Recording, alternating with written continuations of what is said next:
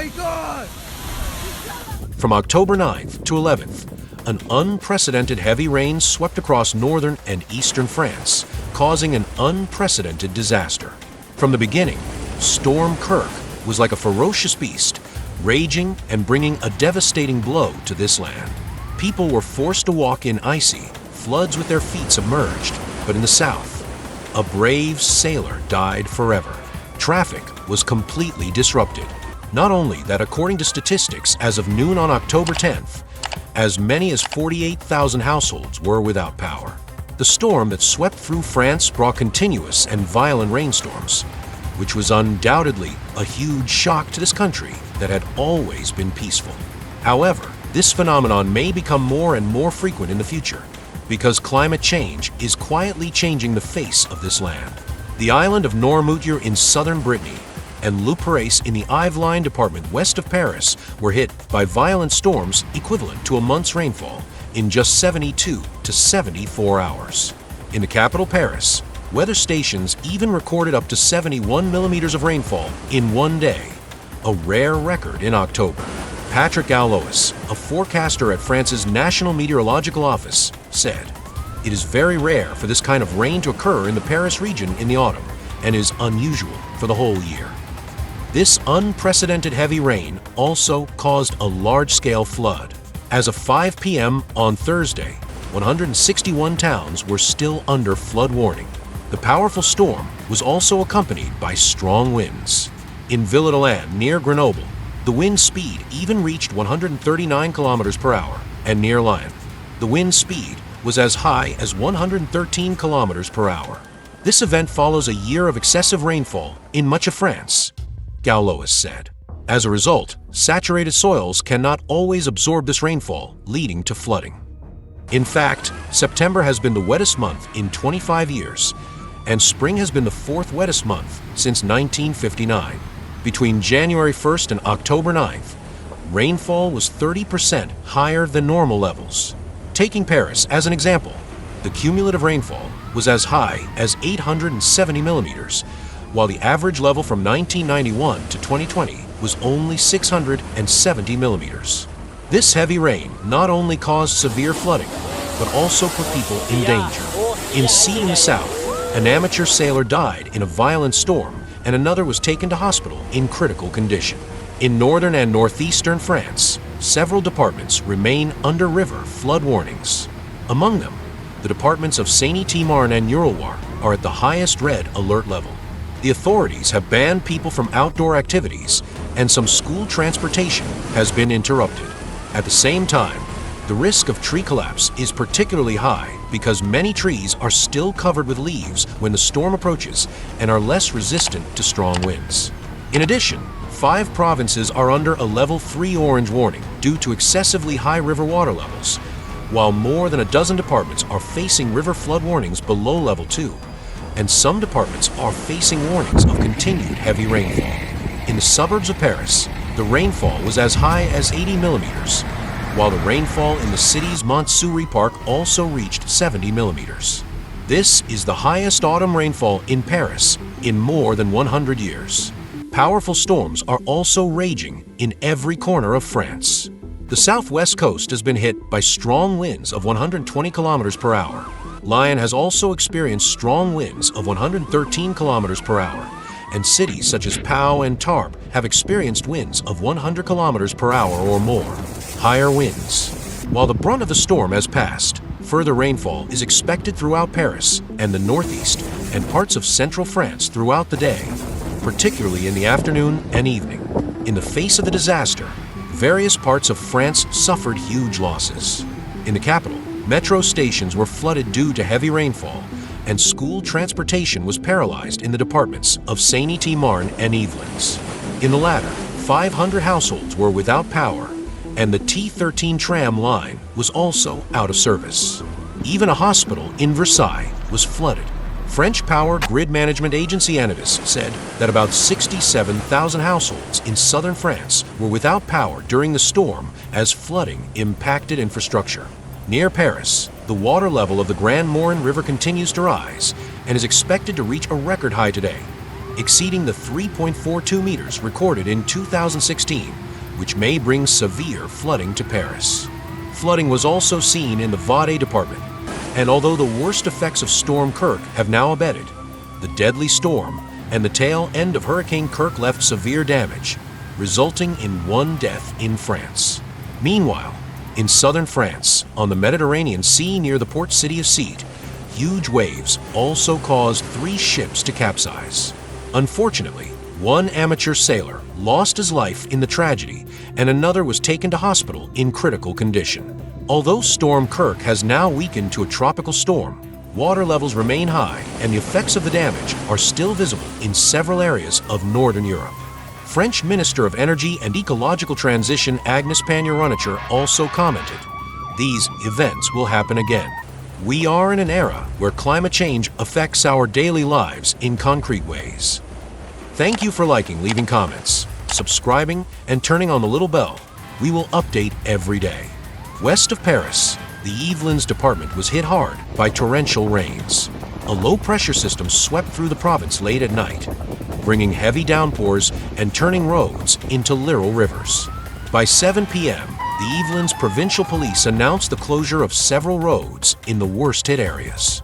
On October 10th, floods caused by Storm Kirk continued to paralyze areas of the province, with several roads still closed and traffic difficult. Severe disruptions have been declared in the department, particularly around Saint-Rémy-lès-Chevreuse, Guézerans, and Ablis, while the RN10 remains closed in the direction of Ablis in the direction of the Paris department. The governor and the provincial council decided to suspend school transportation across the province starting from October 10th. In other parts of France, the situation is equally grim.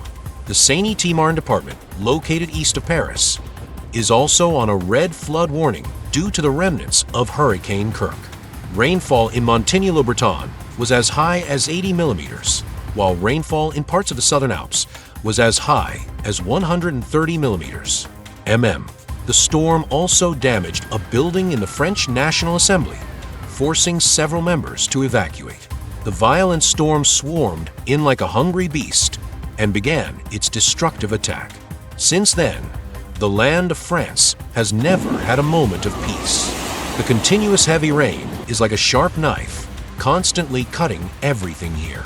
As time passed, the rain became heavier and heavier, and the streets of the town were gradually submerged in the raging floods. People struggled to walk in knee-deep icy water, trying to find a way to safety. Sadly, no matter how hard we try, the roads are still flooded, traffic is paralyzed, and it becomes a muddy mess. The authorities realized the seriousness of the situation and quickly activated the emergency response mechanism. Schools were closed urgently, shelters were opened, and people were organized to evacuate to safe areas. The firefighters braved the violent storm and fought on the front line of rescue and rescue, doing their best to search and rescue the trapped people. However, the flood is like a raging beast that cannot be contained at all. It devoured everything crazily. Roads, bridges, houses, everything was reduced to nothing under its ravages. Even after rescue operations, the water level has been difficult to recede, and many areas are still reduced to a vast ocean. This sight is undoubtedly heartbreaking. Towns that were supposed to be peaceful have now become vast oceans with muddy roads everywhere. People looked at the scene in front of them with some despair, not knowing what to do. What causes all this is the consequences of climate change. In recent years, extreme weather events have occurred frequently, and the scope of flood disasters has become wider and wider, posing unprecedented challenges to human society. The French government is aware of the seriousness of this problem and calls on the whole society to take joint actions to deal with this global challenge. We must face up to the threat of climate change and take effective measures to slow down and adapt to this change. Although the reconstruction work is arduous, we must go on firmly to help the affected residents rebuild their lives, while improving the disaster prevention and reduction system to prepare for future disasters.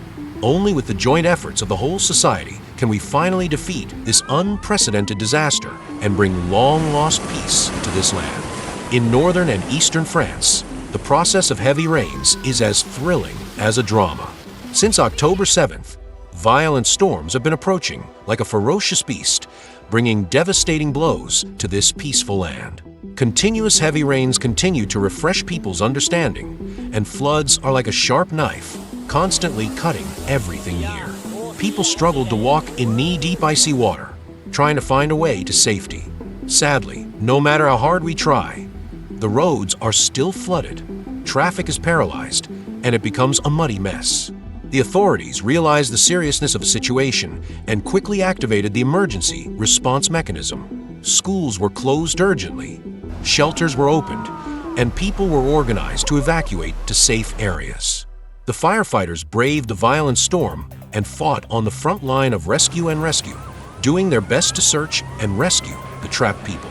However, the flood is like a raging beast that cannot be contained at all.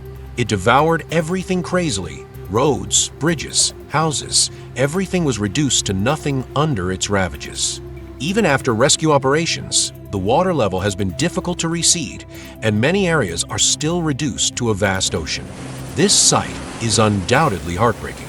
Towns that were supposed to be peaceful have now become vast oceans with muddy roads everywhere. People looked at the scene in front of them with some despair, not knowing what to do. Flood disaster is a global problem with a wide range of impacts. But judging from the data, some areas are more prone to flood disasters than others. First, low-lying plain areas are typical areas prone to flooding. These areas are often downstream of major river basins and are prone to widespread flooding when rivers overflow. For example, the Ganges Delta in Bangladesh faces floods every year, and the affected area and human losses are often huge. At the same time, tropical areas are more prone to flooding, such as Jawan Island in Indonesia and Luzon Island in the Philippines. They always suffer from severe flooding caused by heavy rains every rainy season. Secondly, areas with a high degree of urbanization are also areas prone to floods. The risk of urban waterlogging is higher due to the expansion of massive hard surfaces and imperfect drainage systems. According to statistics, nearly 60% of the world's population will live in urban areas in 2022, and this proportion is still rising every year, which means that flood disasters may become more and more serious in the future. Taking the United States as an example, two severe tropical storms, Harvey and Irma, swept through Florida and Texas in 2017, causing tens of billions of dollars in economic losses. Thirdly, climate change is also an important reason for frequent floods. Rising global temperatures have led to an increase in extreme precipitation events, and melting glaciers have triggered rising sea levels, all of which have intensified the risk of floods. Especially in some island countries, such as the Maldives and Tuvalu, rising sea levels caused by climate change have threatened the survival of residents. In 2022 alone, Pakistan suffered a once-in-a-century superflood, killing more than 1,800 people and causing direct economic losses of $166 billion. It is worth mentioning that socioeconomic factors also affect the severity of flood disasters. Some developing countries have relatively backward infrastructure and weak disaster resistance, and often suffer greater losses when they suffer from floods. Take the 2010 floods in Pakistan as an example, which left more than 2 million people homeless, reflecting the country's lack of disaster resilience. At the same time, poor people are more vulnerable to floods because they tend to live in high-risk areas and lack the ability to cope. What cannot be ignored is that geological factors are also potential factors inducing floods.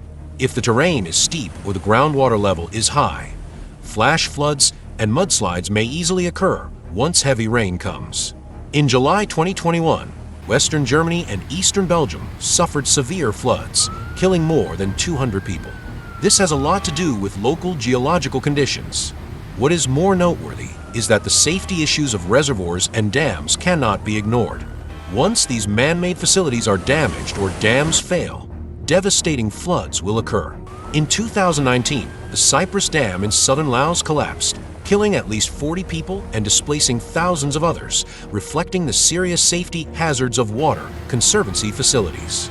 It should be noted that human activities may also aggravate flood disasters. If the natural ecosystem is overdeveloped and destroyed, the flood storage capacity of rivers and wetlands will be affected, making floods more likely to occur. Taking the Amazon River basin as an example, serious floods have occurred frequently in recent years, which is closely related to extensive local deforestation and wetland filling. Finally, it is important to note that climate change may further intensify the frequency and intensity of flood disasters in the future. Experts predict that by 2100, about 40% of the world's population will face severe flood risks. Therefore, countries should pay more attention to the prevention and response of flood disasters and take comprehensive measures to reduce the losses caused by them. In recent years, many serious flood disasters have indeed occurred around the world. First, let's take a look at some of the major flooding incidents that have occurred in the United States. Among them, in August 2017, Tropical Storm Harvey violently hit the coastal areas of Texas and Louisiana, causing property losses of up to $90 billion, making it one of the most costly natural disasters in the history of the United States. Meanwhile, in September 2018, Hurricane Florence devastated North and South Carolina, killing at least 53 people and causing more than $3 billion in economic losses. It is worth mentioning that in March 2019, floods swept across vast areas of the United States. In Nebraska alone, more than 1 million acres of farmland were flooded, causing agricultural losses of $3 billion. Again, let's turn to the Indian subcontinent.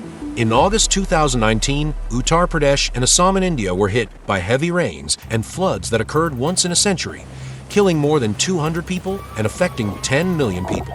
At the same time, Nepal, Bangladesh, and northeastern India also experienced severe floods in July 2020, killing hundreds of people and displacing more than 10 million people. What cannot be ignored is that in July 2021, Pakistan suffered the worst floods on record, killing more than 1,800 people and causing economic losses of up to $16 billion. In addition, the African continent is also suffering from floods. In 2019, Mozambique, Zimbabwe, and Malawi were hit by the severe tropical cyclone Idai, causing more than 1,000 deaths and 6 million people affected. In July 2020, Sudan and Somalia once again experienced flood disasters, killing hundreds of people and displacing 700,000 people. What is even more noteworthy is that in 2022, Nigeria suffered a once-in-a-century severe flood, resulting in more than 600 deaths and more than 3 million people affected. It should be noted that Europe is no exception. In July 2021, Western Germany and Eastern Belgium suffered heavy rains and floods, killing more than 200 people and causing economic losses of up to 40 billion euros. In August of the same year, northern Turkey and the Black Sea coast were hit by heavy rains, killing at least 80 people and leaving thousands homeless. More importantly, in September 2022, southern Italy and Sicily suffered severe floods, resulting in at least 11 deaths and hundreds of people affected. What cannot be ignored is that flood disasters in other parts of Asia are equally shocking. In July 2020, the Kyushu region of Japan suffered historic heavy rains, causing more than 80 deaths. In July 2021, the Indochina Peninsula also experienced heavy rains and floods, causing the displacement of thousands of people in Cambodia, Laos, Vietnam, and Thailand. What needs special attention is that in July 2022, the South Korean capital area encountered a once-in-a-century heavy rain, causing at least 11 deaths and hundreds of people affected. It is worth mentioning that flood disasters also ravage small island countries. In May 2020, rising sea levels caused by climate change caused severe flooding in the Marshall Islands and Kiribati. In May 2021, Fiji and Samoa also experienced rare tropical cyclones, causing large-scale flooding and destruction. What should be more important is that in early 2022, the Kingdom of Tonga suffered a large-scale volcanic eruption and tsunami, which caused huge losses to the country. Thank you for liking, leaving a message, subscribing, and turning on the little bell. We will update the latest news from around the world every day. Continue to use a scientific perspective to explore the complex truth behind meteorological events.